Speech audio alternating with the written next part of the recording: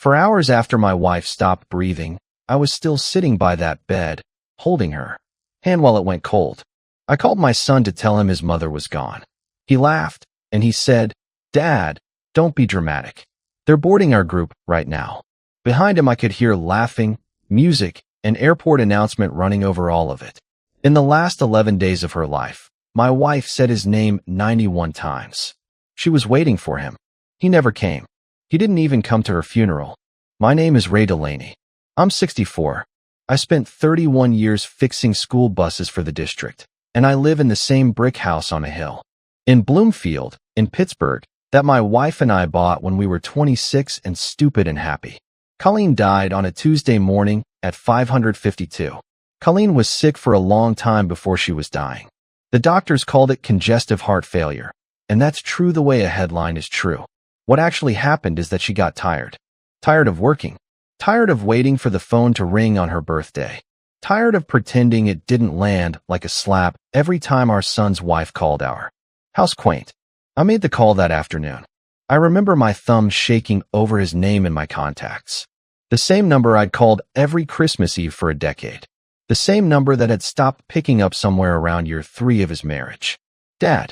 His voice already had that edge in it. The one that says, "Make this quick, Dominic." I had to stop and breathe. "Your mother passed this morning." There was a pause, not a grieving pause, a calculating one. And in that pause, I heard Adrian's voice in the background, clear as a bell, saying, "Babe, they're doing group 2.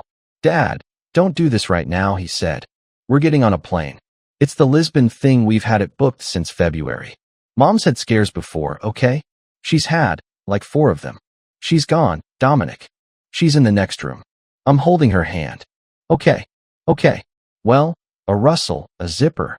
"Look, I can't process this in an airport. Adrian's already stressed. I'll call you when we land." He didn't call when he landed. I sat in that room until the light changed color on the wall. I don't remember getting up. I remember thinking in a very calm and very far away voice. So that's what he thinks of us, not anger. Just this quiet, terrible arithmetic finally balancing after years of me refusing to do the math. If you've ever had someone you'd have died for, treat your worst day like an inconvenience on their calendar, you already know the exact temperature of that silence. It isn't hot. It's cold. It's the cold of finally being told the truth. The funeral was Friday at a place on Liberty Avenue. The director was a soft-spoken man named Mr. Feldman, and he asked me how many chairs we'd need, and I looked around that room and said, maybe 15. We needed 6. Bernice Sokol from next door came with her husband, Renata, who'd done Colleen's books with her for 11 years. Tomas, our mail carrier for 2 decades, because Colleen sent him home with a foil pan of halushki every single Christmas, and he took a half hour of his route to stand in the back with his hat in his hands. And me, I stood up to speak and my legs did not want to hold me.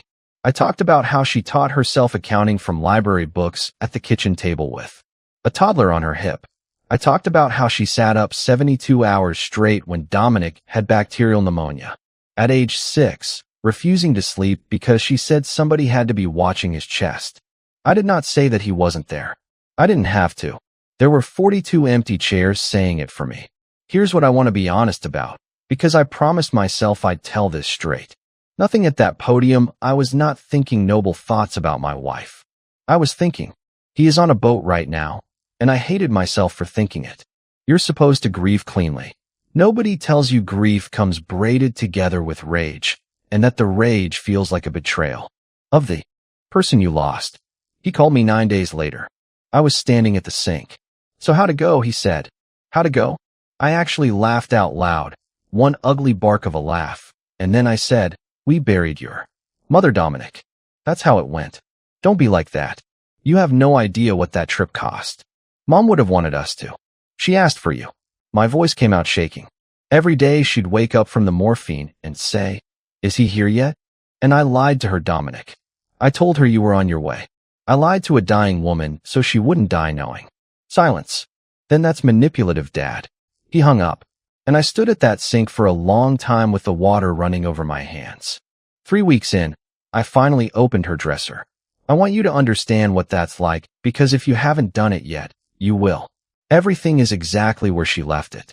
Her reading glasses folded on a paperback with a receipt for a bookmark. Her ugly favorite mug with the chip in the handle that she wouldn't let me throw away. Half a crossword on the kitchen table in blue ink. One for across still blank. In the bottom drawer, under her winter sweaters, I found a shoebox, photographs, hundreds of them, and not the ones from the albums downstairs. These were the ones she took when nobody was posing. Dominic at 4, filthy to the eyebrows, holding up a worm like it was a trophy. Dominic at 9, dead asleep on the dog. Dominic at 11, up on a ladder helping me clean gutters, tongue between his teeth. So serious about doing it right. I sat on the floor of my bedroom and went through everyone. That's the part nobody warns you about. It's not the loss of your wife that takes your knees out. It's the loss of a person who is still alive. And underneath the photos, wrapped in a napkin, was a lump of red-painted clay in the shape of a heart, 3rd grade. Best mom carved into it with what was probably a pencil. She kept it for 27 years in her sock drawer where she'd see it every morning. I know exactly when it changed. Adrian came into our lives when Dominic was 31. She was polished in a way that made our living room feel like a garage sale. Beautiful, gracious, and about as warm as a bank lobby. She called us Mr. and Mrs. Delaney for 2 years after Colleen begged her not to. The first time she came for dinner, she ran a fingernail along our countertop and said, "You could get so much for this house if you updated it." Colleen had worked overtime for 2 years to pay for that counter. And Dominic laughed. That was the sound that changed everything. Not what Adrian said, that my son laughed. After that it was slow. Fewer visits, more excuses. Comments about our car, our neighborhood, the way Colleen set a table. He corrected his mother's grammar at Thanksgiving. He told her, in her own kitchen, that there were better ways to do a roast. Colleen just smiled and said, "Well, I'll have to learn." I said nothing. I want that on the record.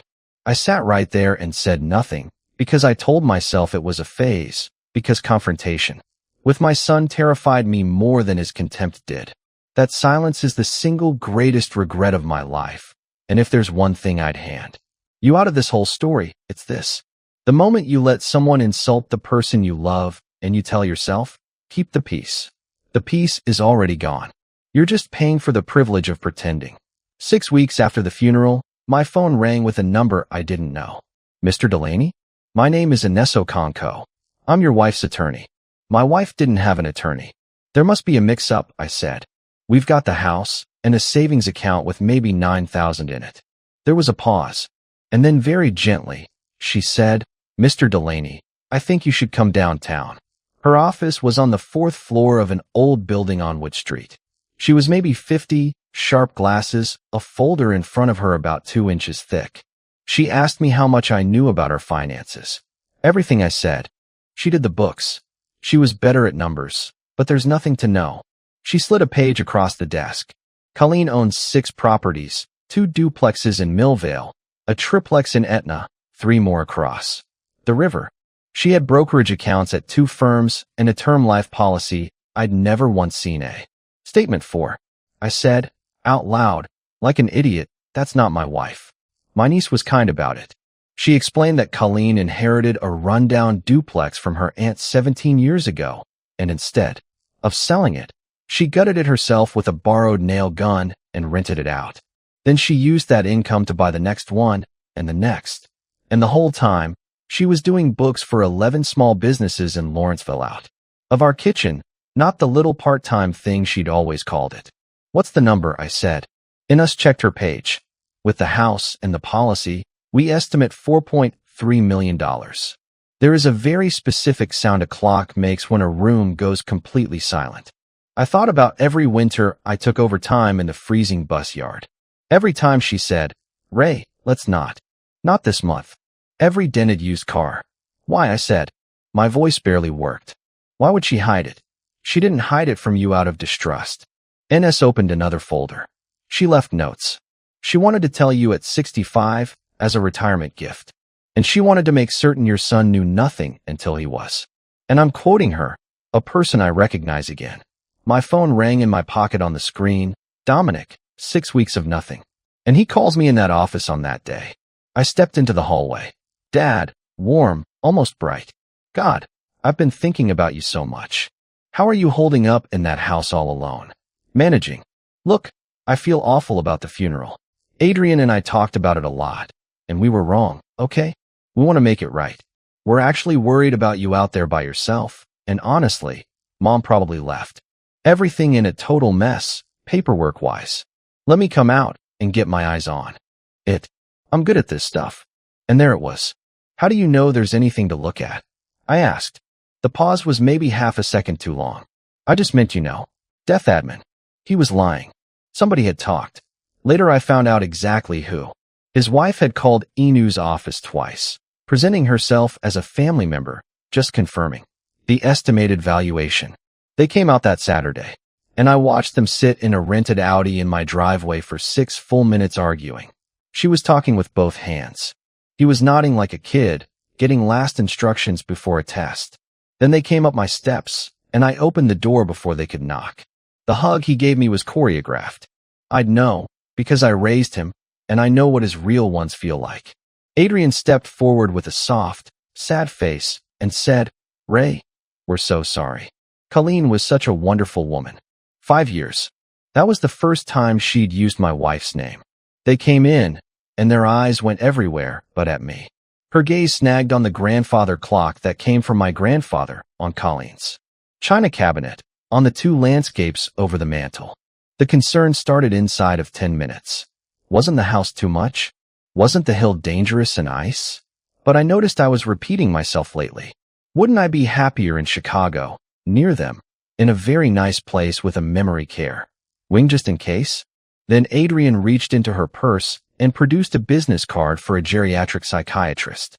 She'd already made me an appointment. "It's not that we think anything's wrong," she said, with real gentleness in her voice. "It's that grief affects judgment. Everyone knows that, and you're about to make financial decisions." Whatever it was, twice in 1 week. "What financial decisions?" I said. And my son, my boy, who used to wear my work cap around the house so he'd look older, looked at his shoes and said, "We heard Mom might have left more than you realize. And I don't think you understand what you're sitting on." I asked them to leave. He stood in my doorway and said, "You're going to need us, Dad." It did not sound like a warning. It sounded like a plan. They went back to the car and argued for another 10 minutes before pulling out. That night, I went looking because I knew my wife. Colleen wrote everything down. She'd have written this down. Under the sweaters behind the shoebox, there was a wooden cigar box. Inside it were letters, dozens, all in her handwriting, all addressed to me, none of them ever sent. The first one was dated 4 years back. "Ray, I can't say this out loud yet, so I'm writing it. I think we are losing him. Today he told me he doesn't bring friends here because the house embarrasses him. This house, where I taught him to read at that table." The next one, 8 months later, described a phone call where Dominic asked for $18,000 for one of Adrian's ventures. And when Colleen said no, he told her, and she wrote it in quotes, exactly that when we were older and couldn't manage anymore, he'd be making these decisions for us anyway. For years.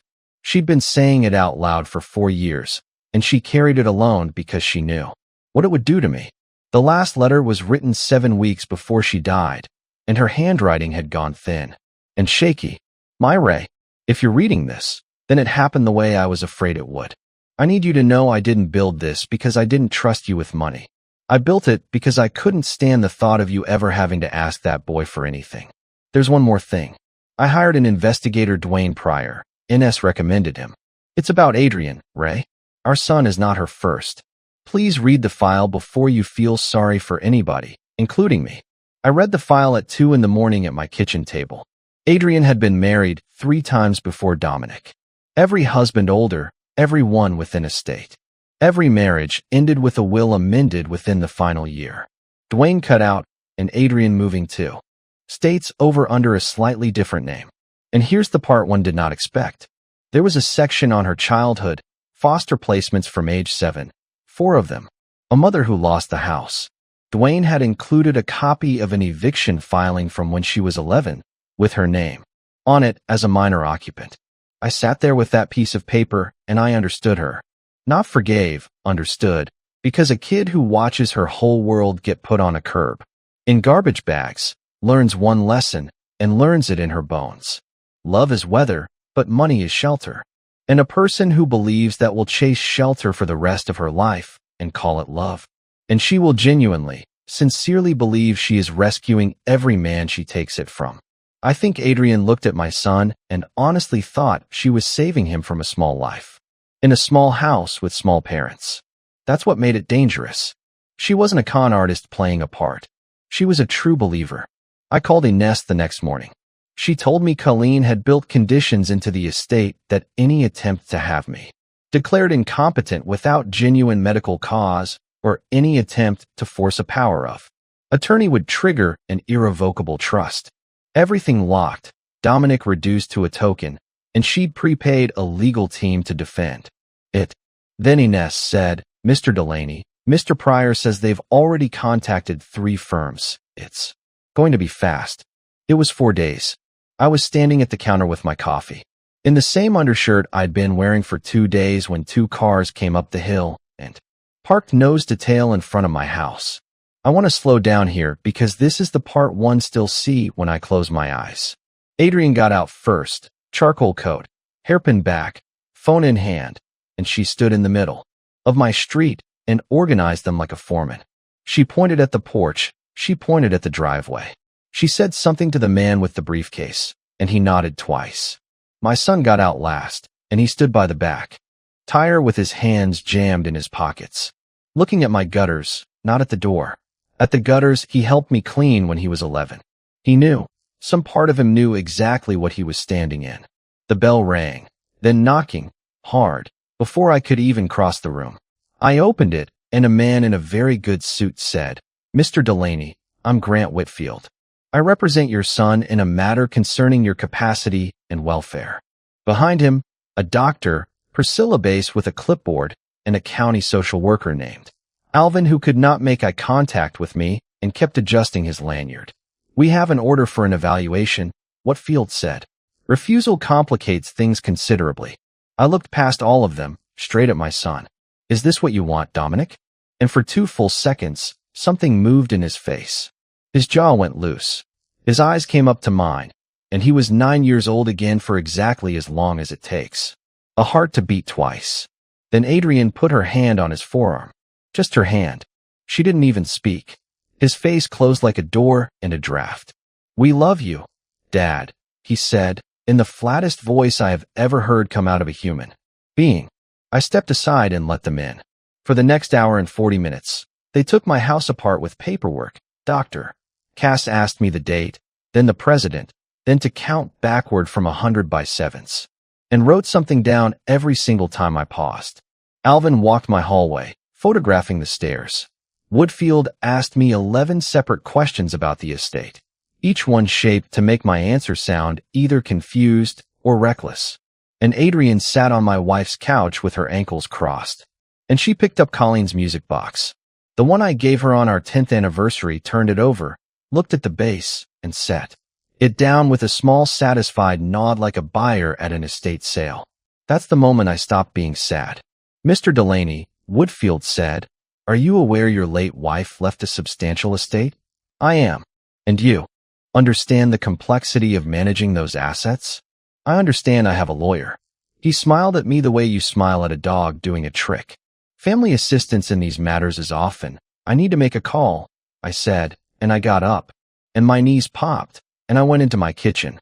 "Dad, you don't need to call anybody," Dominic said, and there was real panic in it now. "We're all family here," Adrian said. I dialed. "They're here," I said, "all of them."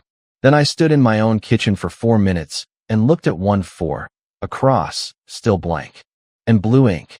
And I thought about my wife at that table with a toddler on her hip and a library book on accounting. And I said, out loud, to nobody, "You were right, cold." Ines came through my front door 11 minutes later, and she did not come alone. Dwayne Pryor came with her, and behind him, in a plain jacket with a badge on her belt, came Detective Amara Reyes from the Financial Crimes Unit. I watched the color leave Adrian's face in stages, forehead first, then everything. Ines set her briefcase on my coffee table and opened it, and she was so polite about it that it was almost cruel. Good morning. I'm the executor of Colleen Delaney's estate. My client anticipated this specific event and documented accordingly.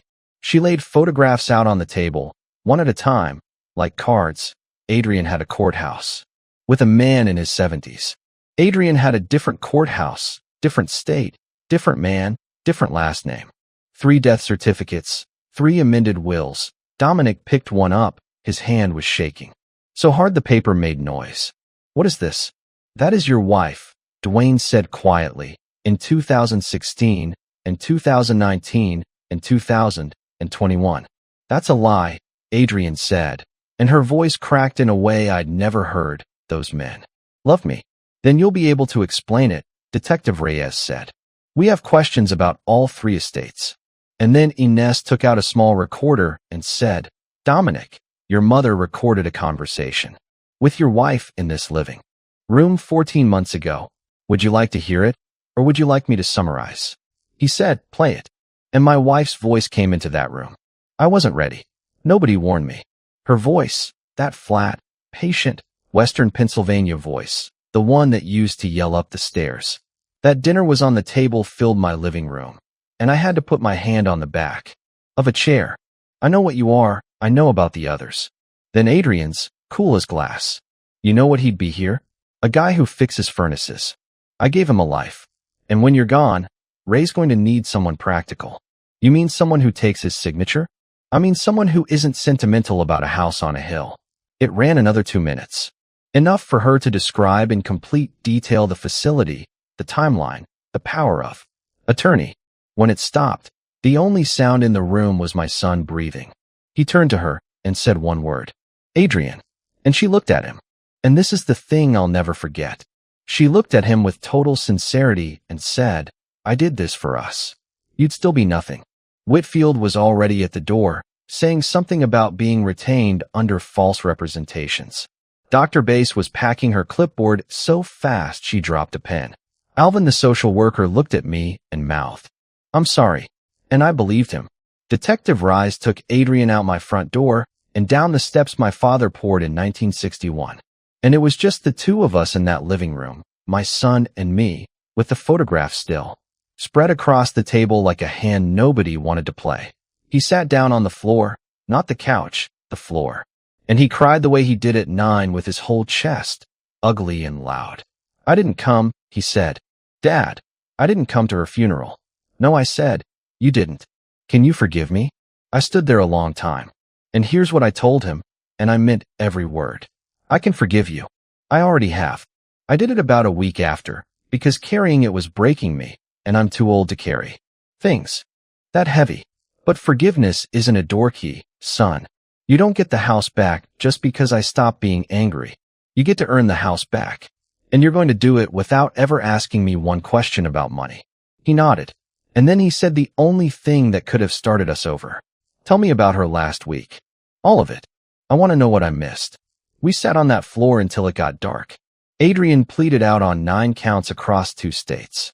14 years. 2 families in Arizona finally got a portion of what was taken from them, which matters more to me than anything that happened in my own house. Dominic moved back. He's got an apartment in Millvale, ironically about 4 blocks from a building his mother owned and he never knew about. Sunday dinners at my table. He does the dishes. He has never once mentioned the estate, and when I offered to help him with a down payment last spring, he sat there for a long minute and then said, can I think about it? I want to make sure I want it for the right reason. That answer was worth more to me than the money. So here's what all of this taught me. And I'd like you to actually sit with it, because I paid for these lessons at full price. The first one is about money, and it's the one nobody says out loud. In most families, money is a language nobody's allowed to speak. It's rude. It's private. We'll deal with it later. But silence doesn't protect a family. Silence just means that when the moment comes, the only person in the room who's fluent is whoever came to take something. Colleen protected me, and I'm grateful. But I've thought about it for a year now, and I believe she was wrong to do it alone.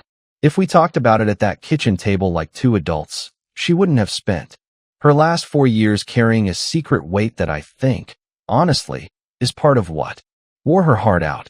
The second one is how you tell the difference between someone who wants to help you and someone who wants to help themselves to you. It's simple, and it never fails. A helper asks you what you want. A handler tells you what you need. My son and his wife sat in my living room for over an hour and never once asked me how I was sleeping or whether I was eating or what our last day was like.